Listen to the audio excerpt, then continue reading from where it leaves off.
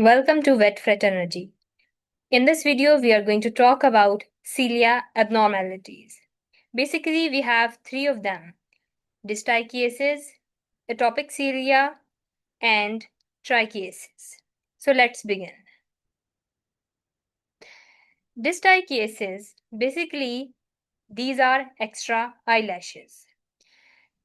Abnormal cilia that grow out of the meibomian gland openings on the eyelid margins of the upper and lower eyelids. You can see here the image. The first image is of the normal eye.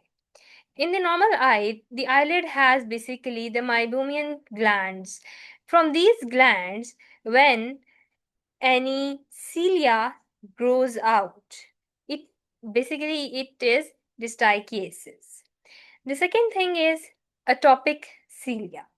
These are aberrant individual cilia that arise from the meibomian glands and grow through palpebral conjunctiva towards the cornea. So here you can see it is an individual cilia that grew out and from the conjunctiva towards the cornea.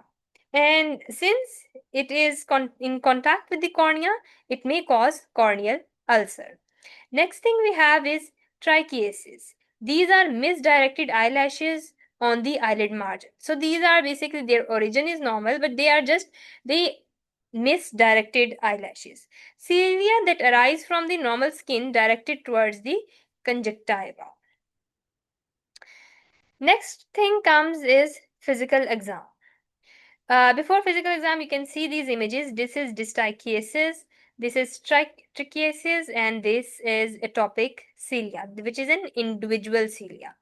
So, goal is not simply to diagnose distichiasis or trichiasis, but to determine whether the abnormal hairs are causing ocular irritation or not. Because sometimes these abnormal cilia exist, but they do not cause any such issues. So in the physical exam, if they are causing ocular irritation, you are definitely going to see epiphora, which is increased tear production. Then bleharospasm, which is basically the abnormal blinking of the eye, the spasm of the eye. Next, you will see conjunctivitis or corneal vascularization, and non-ulcerative keratitis to corneal ulceration can be seen with these like abnormal cilias. This is an image you can see in the yellow circle. We are having a bunch of a hair. Because of these hair, they have caused this ulcer. This is a superficial corneal ulcer that has happened over here. Now you can see when these hair are in contact with the cornea, basically they are causing the trauma to the cornea of the eye. That's why it has caused such a big ulcer in the eye. Next is a treatment. First thing, again, sometimes extra eyelashes are very fine and they do not cause any clinical sign and no treatment is required. Next, if the cilia is causing any corneal damage. So, the cilia should be treated by Axion, cautery, or cryotherapy.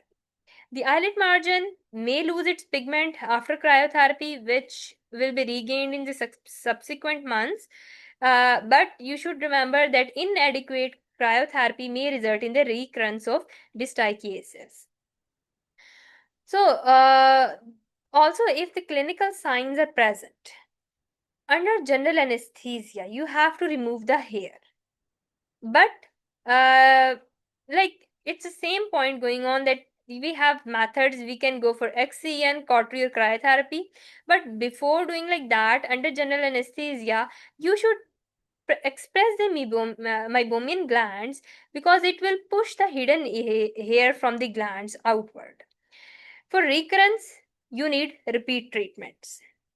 Talking about the prognosis is going to be good, but still recurrence is possible regardless of the treatment. Like what option you're going to opt. But the whole sum up about treatment is that if it's mild, situation, or if it's like very 5 extra eyelashes, you need no treatment.